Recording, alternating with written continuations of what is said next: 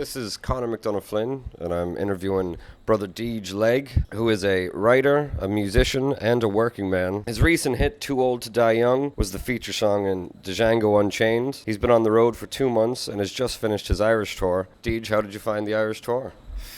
Amazing, man. Beautiful country, cool people, great scenery, cool lads. The dudes are cool. It's like similar to Louisiana in a lot of ways, man. It's just like working class people that aren't too full of their own shit, you know? And it's good times. Where were you traveling? Where were your gigs when you were over here? Dude, Dublin, Lahinch, Galway. What was the other town we talked about? Clifton. And Dundalk. Dundalk, yeah. And I think that was it. Those cities. She covered a lot of ground. Yeah, it was cool. Riding around in my buddy Tom's car and just bouncing around. Shit, it's cool. Malarkys. It's not a tour bus tour, you know what I mean? It's not like we weren't riding too high on the hog. It was just low to the ground, sleeping on a couple couches, sleeping in a motel or two, and just having a good time. That sounds pretty sweet. What is that? I hear you had a good time in Malarkys. You let loose in Malarkys, did you? Malarkys in Clifton is officially insane. That place was nuts. At one point, I think about an hour into the set, I found myself laying on a banister, playing guitar on my back, and then some dude from Clifton pouring whiskey in my mouth from the side of his glass.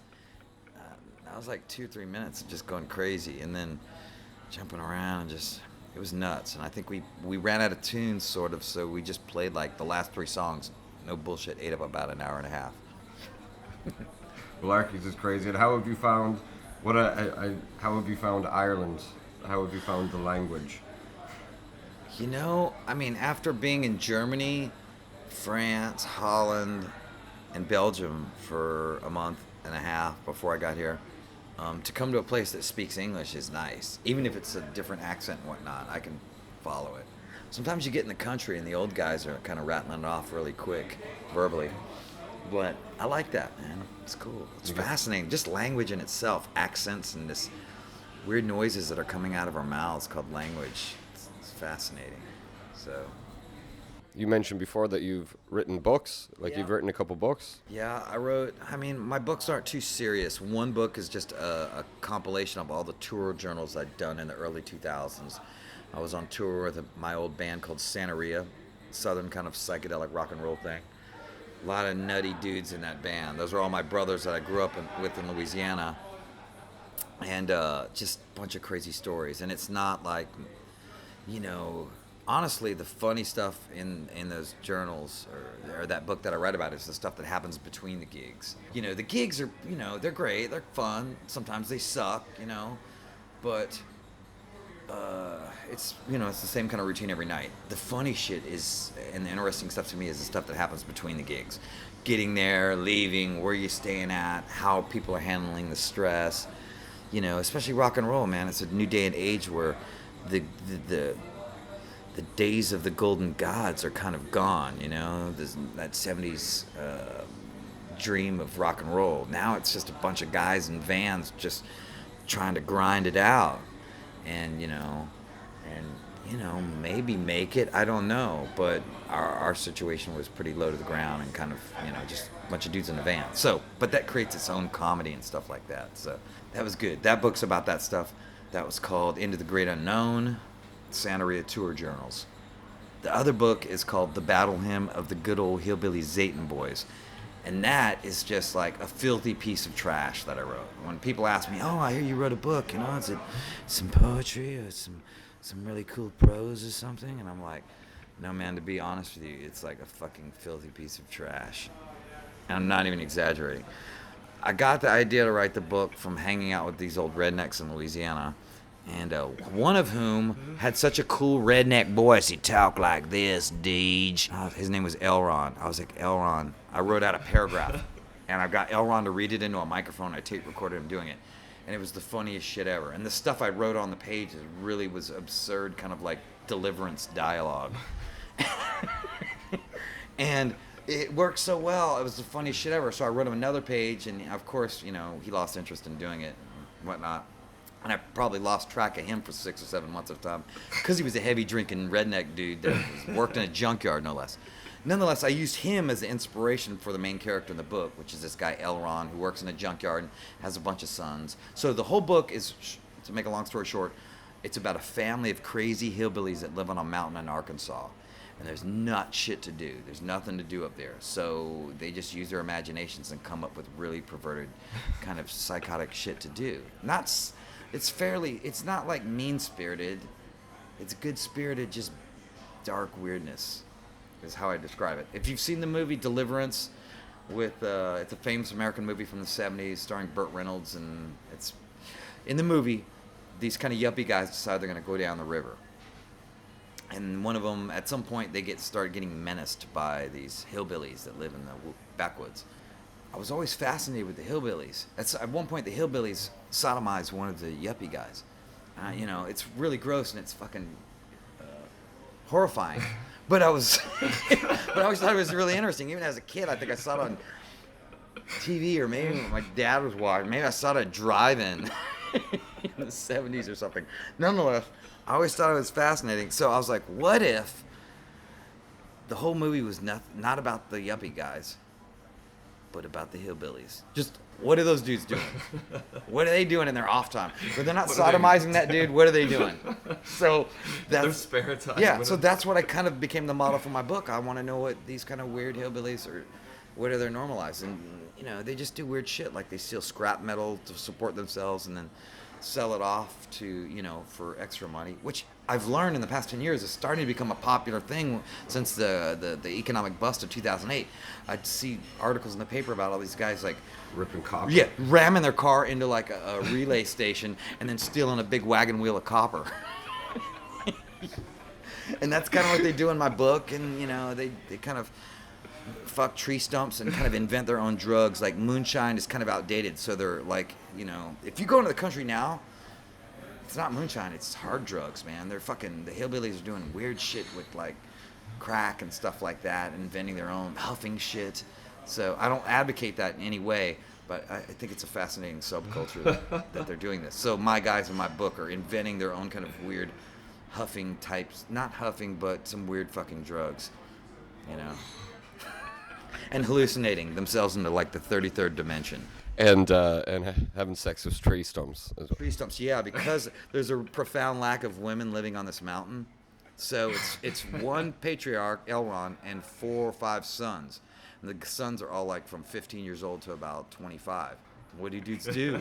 They want to fuck. So yeah, so they end up like, I don't know, fucking tree stumps, which is really the cracks in tree stumps. Doesn't pleasant, but maybe they're so fucking horny that at that point that feels good. And what? One of them rapes a buzzard in the book too. He's so horny. Yeah. Did the buzzard see it coming though? No. See in the scene in that chapter in the book, the buzzard this guy's fell asleep by the lake. The buzzard kind of flies over him and thinks he's dead, so flies down and starts pecking on him. He grabs that fucking buzzard, starts fucking banging it. That's pretty fucking And then cool. then he dirty talks to the buzzard while he's doing it. Because that's what you're supposed to do. That's what I've heard that already. He talks dirty to that buzzard while, yeah, come on, baby. I have heard that the only thing to do when you're fucking a buzzard is dirty talk the shit out of it. Like, yeah. Well, I think I'm gonna read this book. it's pretty absurd, you know, and like I'd say it's. I'm not even sure if I'm proud of it, man. It was like a creative exercise, really. I started out and I was like, it was fun. I did a chapter, I did another chapter. I tried to make it kind of more plot driven, and that made it not fun at all. So then I was like, you know what I'm gonna do for this book? Every crazy idea that comes in my head, I'm not gonna censor it. So it'll just be like some kooky creative exercise. Maybe it won't even be a book. I didn't even know if it was what it was gonna be. But I kept doing it, kind of like purging all this kind of weird shit in my mind, which was also funny. It's not like sick shit where there are guys hanging each other by their toenails in a closet. It's just like funny hillbilly sick shit. And there's a difference. There's a So difference. I kept doing it. I just kept doing it, and then by the end, I had a fucking book, man. I was like, wow, this is really cool. I guess it's cool. It's pretty absurd. I was proud of myself that I finished it, because it takes a lot of discipline to write a fucking book. Well, this is not easy at all. Yeah, this isn't War and Peace. It's about 200 pages, but it's a fucking book, man. And good John reading. You mean, like, if you're sitting on the toilet, this should be one of your top go-to books, man. And you're originally from Louisiana? Yes. So that's where the hillbilly interest comes from? Yeah, man. Is there a lot of hillbillies out there? Yeah, but we don't even have fucking hills, man. It's flat as fuck. So, but we're fucking hillbilly and our swamp billy in our own way. So maybe just to, you know how you get obsessed with things that are slightly different than you or a lot different. So I've always, at least they got mountains out there. Louisiana's really flat, but very redneck and, as they say, coon-ass, which is Cajun, you know. I'm a coon-ass. It's really like, it's not, yeah, they call us coon-asses, or we call ourselves coon-asses. It's not a PC term. There's purists within the Cajun community that get really upset about that name, because it was initially an insult, similar to as the N-word within the African-American community. But it became a badge of pride where the Cajuns flipped it and just be like, no, I'm coon-ass, you know. Over the course of the past 100 years, it's turned into like, I'm coon-ass. Yeah, I know. It doesn't sound that nice to other cultures, but we know exactly what it is. You're a coon-ass. Mm-hmm. No, fair play. Do you miss Louisiana? Your music sounds like it's very Louisiana-based. It does, but then you ask, like, Louisiana purist musicians, and be like, oh, no, he's not fucking Louisiana. You know what I mean? There's whole different schools over there. I grew up in a very small town that was filled with Cajun and Zydeco and blues music and stuff like that. But I was a teenager, so, you know, I wanted to listen to rock and roll and heavy metal and punk rock and roll and shit. So that's what I did. And I rebelled against all that stuff. However, no matter how much you try and purge yourself of that, when you kind of grow into being a man, that's things that are around you just come out, you know, and that music came out of me in a natural way. I didn't try and like, okay, I'm gonna be a blues guy now. It just kind of happened. And I did the bluesy kind of Delta blues stuff on the side when I was in Santeria, which is a loud fucking rock and roll band. You get tired of hearing loud guitars, so I'd go home and I'd just play dobro and slide guitar to mellow out. Cool thing happened was I started writing songs doing this, like, you know, while I'm just noodling and skadoodling around. Started coming up with pretty cool tunes. I was like, oh, these are pretty good. And we actually recorded a couple with the loud rock and roll band because they were like, yeah, those are good, you know. And so over the years, I kept doing it more and more. And then eventually I just put out a Brother Dege record, which is all that kind of Delta blues-oriented stuff. Granted, it's got some twists in it. It's not totally purist, and it ain't for the tourists either. So the people fucking loved it, man. More than any, I mean, the first Brother Dege record, I've only done 2 under that name. The first one came out and it hasn't fucking sold a zillion, but it's probably gone zinc. But it's sold more records than I'd done previously in the previous 9. You released 9 albums, or 9 records. Yeah, under different incarnations. Yeah, man. Santeria did like about 4 records. I have another band called Black Bayou. I did a record with them. I did a solo record in '97 that was just cassette called Bastards Blues. Similar to it's like proto Brother Dege stuff, man. Just acoustic kind of folky shit. Slide on there too. And it's on iTunes. You can find it on there. And yeah, I fucking made some records. And a lot of them are just self-released, like CDRs, or some of them are replicated like a real fucking record. But they're actual albums that I made and put out, you know, in some form. Yeah, I mean, one thing I like to tell people this, creative people, you know, just document what the fuck you're doing. That's half the battle. You can talk about what you're going to do all the time, but even if what you're doing sucks, just finish it, man, and then document it and put it out there, or shove it out there. Nowadays, you got the fucking internet, so somebody's going to see it, you know? So just document the fact that your creative output, man, and then move on to the next thing. Keep it going. Keep rolling. If you're inspired to do that, you know? Yeah. And if you're not meant to do that, you're probably just going to stop doing it, you know what I mean? A lot of people decide they're going to be an artist or a comedian or a writer or a musician. You don't really decide. It kind of chooses you, and then you have to go along for the ride and deal with and live with it, you know, which isn't always easy. it's not the hardest life, but you know, you sometimes you exhaust the good graces of your family and friends and the people around you and your girlfriends, and because you're maybe not making the kind of money that the guys you went to high school with are making now, you know. So I can relate to that. yeah, but you have a good time, man, and you live a good life. I don't think I could have lived any other life, because if I would have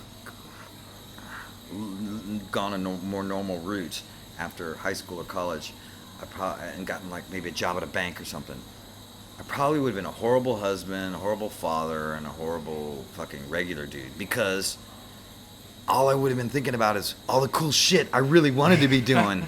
You know what I mean? I would have probably been one of those guys that like fucking is married, has kids, but snorting coke off strippers' asses at 3 a.m. on a Tuesday night. You know what I mean? So Just keeping it all hidden, like all hidden in the background. Like, oh no, honey, I'm doing... yeah, and then going to church every Sunday, man. Getting ripped Saturday night. We go on to church on Sunday, man. The whole family and fucking, you know, Chamber of Commerce and all the Playing fucking... guitar in the garage, just sitting there. So, I think I made the right... I didn't even have to make the decision. I just kind of... I think the universe just pushes you where you need to go, man. And, but... You know, and I worked regular day jobs as well. I forgot my fucking point now.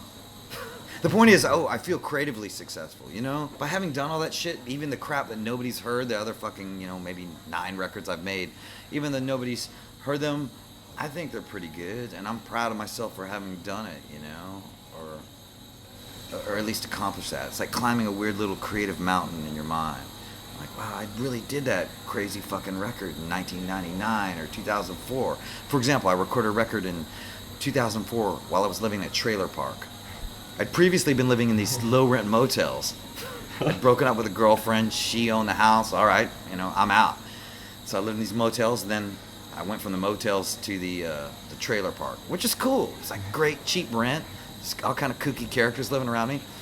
And I'd practice guitar late at night, you know, after I got off work. And one of the neighbors was like, man, you ought to record that kind of like ambient stuff you're doing at night. Because I would just kind of make these kind of ambient soundscapes. I was like, yeah? And he goes, yeah. He brought his recording unit over, his gear, and just set it up, and he goes, press record. So I did it. 3 days later, we had fucking 4 CDs worth of material. He whittled it down to 10 or 12 songs, or I whittled it down to ones I like, and I put it out on a fucking little CDR. Trailerville, man. It's all instrumental shit. But yeah, recorded in a trailer park. I'm proud of that shit, you know? That's great. It's good meditation music, you know? Is it nice that, do you often do that? Would you listen over old tracks and stuff like that? And But kind even of the mistakes and the Not even flaws, I'm proud of the flaws even. For example, I did a record in 1999 called Love Letters and Suicide Notes. Really dark, kooky fucking little record. I recorded it on this mini disc 4-track machine that I didn't even know how to work. So not only the songs kind of like really dark and depressing, I don't know, it was about relationships and shit like that. I went real kind of kooky deep inside myself and wrote these songs about it. This set of songs. Not only are the songs content-wise kind of kooky, but the recording sounds like crap too. Yeah. It's no bullshit. The whole record's like, it's like looking at a fucking Polaroid picture of me in my dirty underwear. You know? But I'm still kind of proud of it in a weird way. It's okay. You're hanging man. it out to dry, like you're sitting Yeah, there. it is what it is. Once you kind of write something, you sing that, like those songs, love Yeah. songs and suicide notes. Do you feel that you kind of let that go, that Oh part yeah, of yourself yeah. go? Music always for me, man, has always been therapeutic pursuit, kind of maybe spiritual pursuit. It's kind of like the way I pray or kind of make sense of the world. It's never been like, man, I'm gonna make this song and hopefully people are gonna like it. It's gonna be a hit. No, it's always like just been this kind of weird bedroom kind of pursuit that I did for a number of years before I was even started a band, before Santeria, which was my first band. And it just helps me make sense of the world on just a totally selfish, personal level, really. And it's fun. It's fun for me. I like the weird kind of, not weird, but the kind of gratification it gives you of just doing something creative, man. It's like fucking being an alchemist and you're just kind of making some kind of weird, or chemist in a weird lab. I love it. I love the process. I love doing it. That's like Not all of it's good. I don't always hit a home run every fucking time I do it, but, you know. There's arguments against, because you said the word selfish there. Like, obviously you have to be, you're taking it and giving it to the world. And Yeah, in yeah, essence, yeah. You know what I mean? So And they can make what, and whether they like it or not is okay, man. It's just like not everybody's gonna like it. That's good too.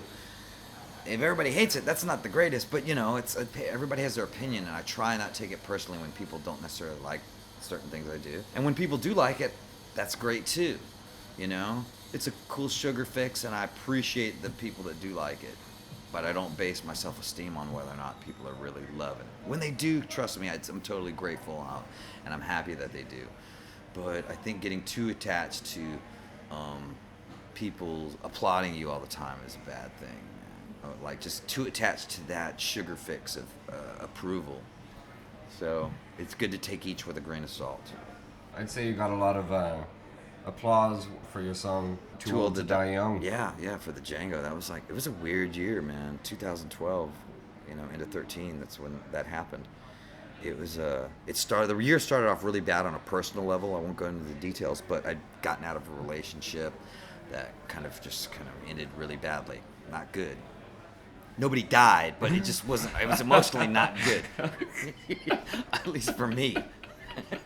So yeah, I took that one on the chin. All right. So, but then gradually, this Quentin heard the song and got in touch, and then put it in the movie Django Unchained, and it was just wild, man. It was just people, it inspired a lot of people that I know and people I don't know because they saw somebody that isn't connected get in the door, you know what I mean, of a bigger machine. Like usually, for these movies and all that stuff, there's music licensing agents and record labels petitioning to get their crap in there, man. They're begging to get their music in there. And Quentin, fucking good for him, man. That dude just said, hey, I don't care if this guy's connected with the label or not. I'm putting it in the movie and the soundtrack.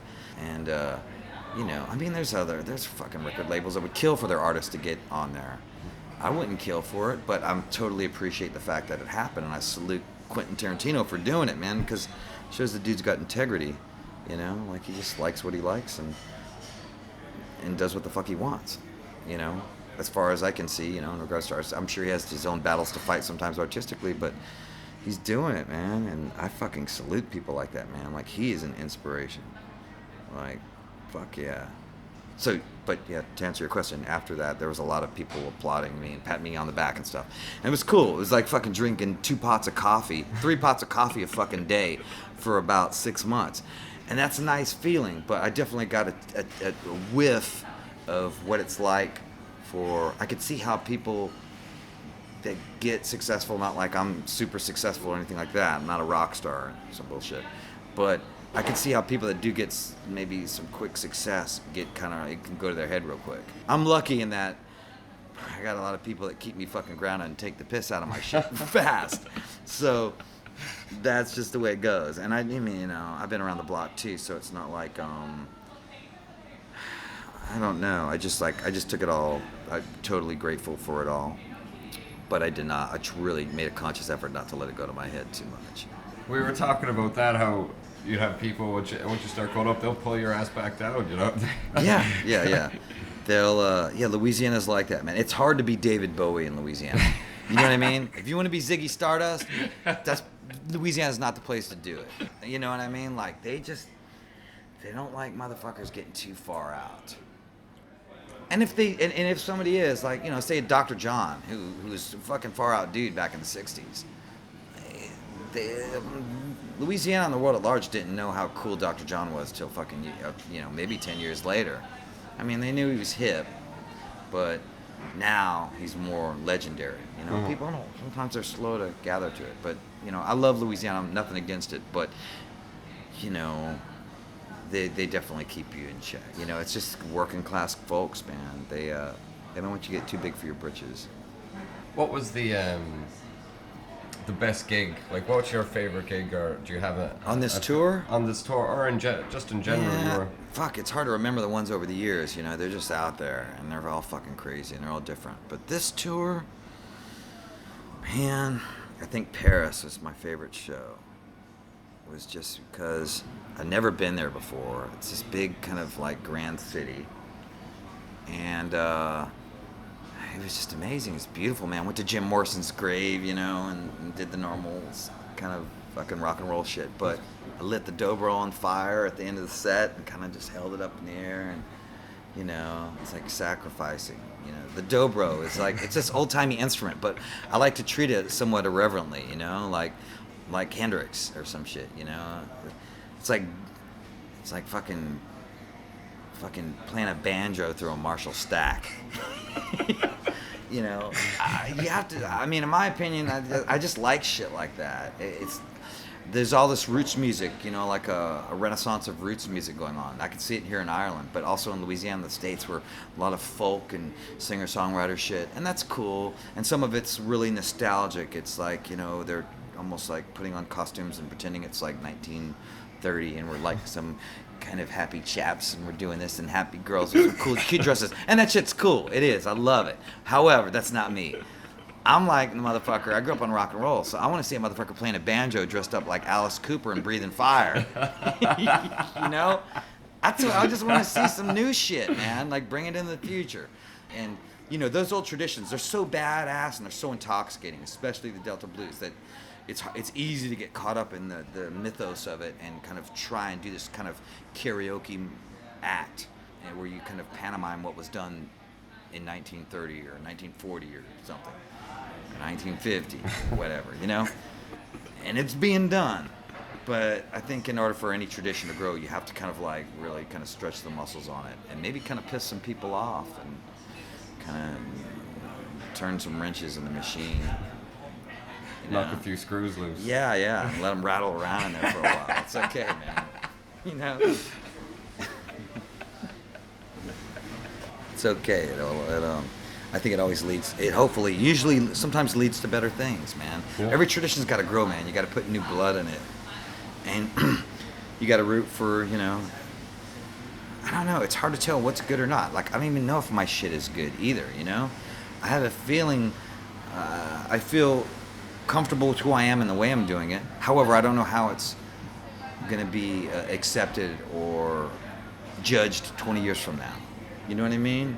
And I don't worry about it too much. I'm just it'll be what it is, and people will judge it. Maybe they won't even judge it. Maybe they'll forget about it. Maybe there'll be a apocalyptic something or other, and there's no records left, man. There's just a bunch of toothless fucking honkies running around fucking trying to string together a banjo of their own or something, you know? The Hillbillies. Yeah, they might be running shit. Your book could become the Bible for the Yeah, Hillbillies. no shit, the Satanic Bible. That shit will be fucking humor. Yeah. They need to read that, man. They'll start quoting from it like verses, like chapter 18. You know, size this hillbilly takeover, hillbilly revolution. It was Brother Dege, Yeah, man. It was man. Brother Dege. He saw it happening the whole fucking time. It could happen. Who knows, man? I hope it doesn't, though. I really don't. That would suck, man. That That's would a be freaking scary. But you know, fuck. You gotta try something different, man. Whatever the fuck's going on now ain't working either, man. Sometimes. I don't know. Who would be, besides Hillbilly, who would be your, like, when you were growing up, what were the bands you listened to? Like, what were your, who were your idols, if you had? I try and, like, for check this out. This is, like, let me think I'd explain this. I do the writing thing. I do the music thing. I'm starting to do this kind of film thing, this low-rent film thing, too. It's like a newer hobby. It's, like, it's fun. But for each, I get my inspiration from music, but also I try and take inspiration from writers and other things. You know, like when I'm making music, I think about Hemingway or Norman Mailer or Charles Bukowski or Henry Miller or Celine or, you know, just badass writers. And I try and infuse the music with the fucking higher, not like I'm trying to make it poetry, but I'm just taking their vague silhouette of what art is and kind of trying to make mine as vaguely artistic or something. I don't know. It's confusing. And then when I'm writing, I'm taking inspiration from writers, but I'm also taking the inspiration from music too. When I write on the page, I want it to rock. I write kind of short, clipped, kind of, it's like quick, man. It reads fast. Probably not always grammatically correct, but I like writing to rock. You know what I mean? So it's like I'm cross-pollinating two genres in some ways. It's not, that sounds fancier than it actually is, but it's like, Well, you yeah. got Bukowski, like Bukowski writes in that fashion where it's very quick. Yeah, He yeah. gets through an idea, Yeah. and he just bang, he's short sentences and. And he's great at it, man. And the good thing is, too, I know a lot of people try and fight that style. Probably I did, too, when I was younger. He's got the knockout punch, though. He's got an emotional resonance with his stuff because he's lived it, I guess. And has that really, you could tell he's a sensitive dude underneath all that writing, all that tough bravado. You see there's a huge heart there. And when he fucking swings, man, he'll just fucking knock you out with a sentence or two. And not no fucking 20 paragraph fucking section with a lot of detail on it. He just does it quick, man. It's good. I really respect that. Like, it's efficient. When I read Bukowski, it's lean. It's like eating a really lean steak. You know? Well done steak. It's great, man. It's fucking awesome. Knockout punches, dude. Well, he's got a great quote. He says, some people never go crazy. What horrible lives they lead, yeah. That one always resonates with me. Henry Miller has a similar one. I can't remember what it is, but yeah, it's something about, you know, in order to understand an insane world, one must truly be sane or insane or something like that. I can't remember. One must go the extra mile to go. Yeah, but to answer your question, I tend to babble a lot. I grew up like punk rock and roll. I dug like 80s hardcore music, Black Flag, that stuff. That stuff's kind of like the blues in its own weird way. It's really it's really homogenous, but it's cool. Heavy metal, Black Sabbath, Metallica, you know, all that crap. Good crap, I mean.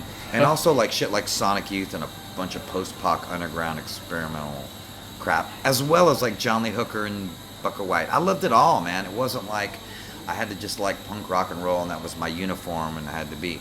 I've always gotten lucky in that whenever I hear a good song, Sam Cooke, for example, in my shuffle, it'll come up right after like a Circle Jerk song or something. Maybe Mastodon or some other metal band. It's whatever feels good is good, man. You know? And that's just, I guess that's the way it is. I try and not be too snobby about it too, or judge other people's musical tastes. You know, even though there's a lot of crap on the radio and whatnot, music's a strange thing, man. Like, people take it really personally, you know. It's like, man, this is what I'm into, and that becomes their identity. And I think that's good, but it's also limiting, man. You know, it's like, you know, I mean, think how weird it would be if there was a dude and he was just into Sam Cooke. I love Sam Cooke. But he's just, I'm the Sam Cooke guy. He's walking around, he's dressing like Sam Cooke. He's like got a suit and his hair's tapered like Sam Cooke, you know? That'd be weird. But that's the same shit that happens now. Every time he hears something played other than Sam Cooke, he's like, man, this is shit. Like, when I was born! Starts singing like Sam Cooke. You know? It's like the guys who go around dressed as Andy Kaufman. Like that. Do they? What is the freaking guy's name? What are the characters he puts on? I forget. The lounge singer. That's. Oh yeah. Tony Clifton. Tony Clifton. Yeah, That's great, man. He was Andy Kaufman was an artist, man. You know, like he did some like it was like abstract art within the realm of comedy. And I don't even know how else. But it was also just silly and funny too. And it was so casually delivered, maybe in some ways, that it transcended its form, you know, or its medium. You know, it became more than comedy. Bill Hicks, too, big fan, you know, like, this shit's so good. It's like social commentary as well. Even, like, and it's great that you got these guys like Lenny Bruce, Bill Hicks, and all these other guys. There's a few newer dudes, I forget their names, but that are doing similar kind of like territory. Forgot his name. Right. Great. Comedy's awesome, man. I fucking love laughing more than anything too, you know? Like, and what's next for you? Like, you're heading back to Louisiana tomorrow? yeah, I leave tomorrow morning, man, which means we can only drink a couple pints. Maybe one after that, but we can't go too hard, man. Fucking the lads like to drink their pints, man. Y'all kicked my ass in that department. Did No argument, man. No debate. Did you get drunk under the table and? I wasn't under the table, but I definitely like split fast. Remember? I saw a cab. All right, dudes, I'm going later on, man. Love you guys. All right. I gotta get the fuck out. Yeah, because it's hard to tell you dudes no, because you're fun, you know. There's such a profound tradition of drinking here and going all night. It's hard to resist, man. But I know my limitations, you know. It's not my first rodeo, so it's not like fucking kid like just getting sucked into the whirlpool of y'all's D2 world or whatever. What's your neighborhood called? It's weird how Dublin's like sectioned off into numbers, huh? It is, yeah. It's all. It sounds cool though. D, it's like we're D9. D8. Ballymoon is D9. I think. D9. Where do you live? D9. Yeah. It's like y'all are a bunch of Irish hillbilly robots. You know, you don't even have names anymore. We're just D9. Oh man, if there were tree stumps around here. D9. D9, man. That's the. Yeah, I go home to Louisiana tomorrow, man. It's weird though with the numbers, huh? It is kind of fucking weird. Do they do that in other cities in Ireland, or is that just Dublin? As far as I know, that's just Dublin. Y'all made that shit. Galway is just. Galway. How high do the numbers go? I think it's upwards of, 24, 25. Who's 24? Is that like the kind of like dudes way out on Kildare or something like that? Like in the suburbs or something way out there? There are like, buses that go who's out one? to IKEA out here. It's mental. Like one's probably the center. Yeah, one. No, Dublin 1 would be that'd be the Dublin north side city centre. And Dublin 2 would be south side city centre. All right. And then the more you go, and then I don't know. I'm still fucking. I'm learning too, man. I wander the streets. Just go. Oh, you're in Dublin 9. Oh, that's nice. Yeah. All right. And is it as designation they use like even the newspapers, or just like a postal code? I think it's just a postal code, probably like to navigate, to navigate the city easier. Maybe probably for the post office. Because you know, like rappers in the United States, they'll use the area code from their phone numbers. It's cool, like we're from the 912. This is going up to the 310. Yeah. Pretty soon we won't even have words anymore. I'll be like 612 to the 734. That's right. If it were in Ireland, 16, like 16, 25. Oh, 62, 62. Everything will just be numbers. 8798. That doesn't even. Yeah, and we won't even get like the robot voice boxes. We'll just still be talking our normal voices, but it'll just be numbers. In Ireland, it wouldn't even be area codes. It would be the 083s and the 085s. This is going out to all my 3 customers. This was going out to Meteor.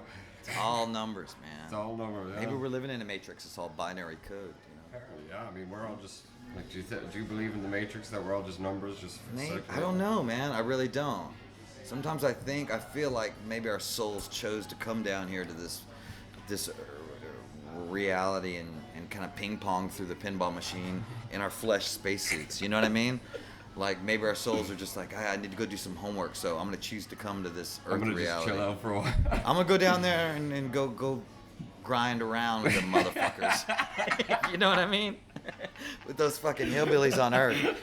And I'm gonna fucking inhabit this person. And hopefully behave yourself, man. Yeah. And then, you know, maybe you graduate to the next spiritual level, you know, which might be a higher vibrational frequency of some sort, you know. Would you be spiritual? Like, would you be religious or spiritual, or? When? Now? Or like in reality? General. Yeah, kind of, man. I mean, I was raised in a Catholic household, but, you know, like a lot of people, I got to a certain age and I was like, I don't feel like this set of clothes fits me anymore, you know? So, and I didn't, like, go New Age or anything. I just slowly kind of developed ideas of, like, you know, maybe it's just all religions or, you know, different gods to this, different paths to the same God, and, you know, just all different kind of modes of spirituality. So I think it's all good, and maybe none of it, maybe it doesn't even exist. You know, maybe it's just we die and it's just a big black void. You know, I don't know, but it's just I think there's something. I think this life holds so many mysteries. You know, like there's something beyond that we don't understand, that maybe even limits our we're like dogs staring at a Rubik's Cube, you know? It's colorful, but we can't really, like, what the fuck is that, you know? And then we're talking about all these ideas of what it could be, which is great, but maybe you can never completely understand the whole. And maybe even higher spiritual beings than us can't do it either. Maybe they're staring at their own fucking, like, quadraphonic Rubik's Cube. You know what I mean? In their fucking 7-tier UFO. Going, what the fuck is this, man? How do I solve this? Like, Yeah. There's like 3 million colors on this thing. Yeah. Yeah, and they're talking like fucking spaced out hillbillies. Just rasping away on an old fucking tin whistle or something like that. Yeah. They don't even have numbers or words. They're just like blow sounds. Like stoned out, They just bad speak in flute frequent, music. like high-pitched frequencies. That's how they communicate. They don't even, like, if you were to meet one, they've been having a conversation and they're just sitting there going, Yeah. are you guys talking? Yeah, we are. It just sounds like a bunch of guys that don't know how to play flute trying to jam. Actually, Bill, you mentioned Bill Hicks has a great bit about how the space aliens keep coming down, but they always end up in Alabama. I kind of remember that. I forgot how it goes. Maybe but these yeah. aren't freaking intelligent. Yeah, maybe they aren't that smart, man. What the fuck are we doing? Good point, man. Hillbilly aliens just coming point. down going. Or maybe they're like, yeah. Maybe they only feel safe around the South, you know. But, maybe that's why they like making crop circles so much, man. Yeah, They maybe. like miss farming. They missed farming. Yeah, they farmed like 9 million years ago, you know, in their earlier incarnation. They're That like, used to be my granddaddy's farm. yeah, back let's in go the play in the day. fields. I think this is how you do it. You just kind of like, you take your ray gun and you spray it down and make a cool symbol or something or other. Gets the airflow Yeah. coming in there. Like, It looks cool when you get up in the UFO. You fly high and look down on it. It looks pretty cool, man. I did that. Yeah. We done that. We done. Then you jet off to the next fucking solar system. That's my handiwork right there. We done did that. That's us. All right, let's leave these hillbillies alone for a little while. Let's crack a beer and get the hell Yeah, out they're of here. space hillbillies, man. Alien hillbillies. They're wearing fucking space overalls and like, you know. That could be the next book instead of taking the, Yeah, they're the going. space hillbillies out. The sequel, yeah, maybe they. Yeah, 40,000, 50,000 years in the future, like, what have they What are evolved space to? aliens fucking doing? Still fucking. Yeah. Still fucking buzzards, like. They've got 4x4 fucking 4-wheel drive UFOs and shit. They've devolved to the point where, like, if you go too far in the future, they've devolved. And now the UFOs don't even They fly. started at ground. They're just driving them through the mud, and they've got big 4-wheel mutter tires on them. What we doing? I don't know. Yeah. We used to fly. Now we're fucked. Yeah. Oh, Jesus It Christ. goes the way it goes. What else you want to talk about? Was there anything else? Just what's coming up for yourself? Like, you Man, know, that's a good question. Yeah, what's coming This up is where I for could yourself? plug my own shit. Yeah, plug away, sir. Fuck, I just put out this record called How to Kill a Horse. I'm just gonna kind of work and tour that thing maybe a little bit. If people want to see me, I don't even know. I'm just doing it. But yeah, it seems cool. I'm just gonna keep doing that. I'm probably gonna work on another book, man. I drove a cab for 4 years on the night shift in Lafayette, and I wrote all the funniest stories down. And I've actually got it all written. I just have to edit the thing down to manageable form because it's it's too long. And maybe kind of figure out a way to do that, self-publish it myself like I did my other books, you know, just print on demand type internet services and sell them. Or maybe try and get it published. I don't know. I think it would be another good John book, you know, There you sitting go. on the toilet reading type That of could book. be your genre, the John book. Yeah, I know. You know what? If that's my legacy, so be it, man. It's cool. And are you gonna keep when you hit back in Louisiana? Are you gigging away? Yeah, I got a couple gigs when I'm coming back. I'm gonna go chill for the holidays and do some family stuff, man, which is good, and kind of get away from just being a fucking live performer for the past fucking 43 days, which is great, but sometimes it's nice to step away and be normal and walk around and not like just kind of do a normal thing and not have to be like Gonna be in this. not city, perform, yeah. man. It's nice to just chill. And I don't even know if I'm that good of a performer. I think I just kind of try and translate what I feel I'm doing artistically into a live setting. And that's tricky, man, because just writing the music and creating it is a lot different than performing it live, man. As you know, there's other people out there that are really fucking good on stage, but maybe their content isn't like up to par. Or maybe they're a combination of both. I don't know. I just know that I'm still kind of trying to figure out how to translate what I do live. It's still like a work in progress, which keeps it somewhat still interesting for me too, because I feel like I still have a lot of room to improve in all those departments. But Would you feel you're always a constant work in progress? yeah, man, absolutely. Like I don't feel like I've peaked or like I'm even that magnificent at anything. I just always feel like I'm learning, and I will like it that way, man. I don't never want to know it all or pretend I know it all, or even be on top of the fucking mountain. I like being like mid-level in the mountain and climbing Checking up. shit I like out, being like- hungry, man. Taking shots at the dudes at the top of the mountain. Joking. taking shots at those cunts at the top of the mountain. No, it's just I don't know. I just like staying hungry and lean. But it'd be nice to pay some more bills. Maybe buy a trailer house. Stick it out in the woods somewhere. That'd be cool. Really, that's a realistic goal for me, man. Like, I really like to own a trailer house.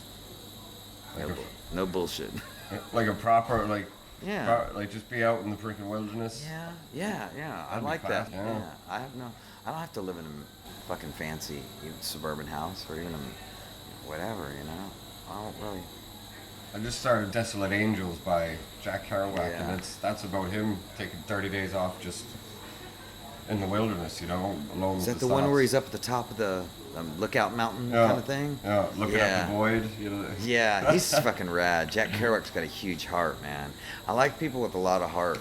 Like Kerouac, you can feel it in his writing, man. Especially some of his more obscure kind of books, like Big Sur and Tristessa, which is this novella that he did while he was in Mexico. I It's haven't read that fucking one. killer. It's amazing.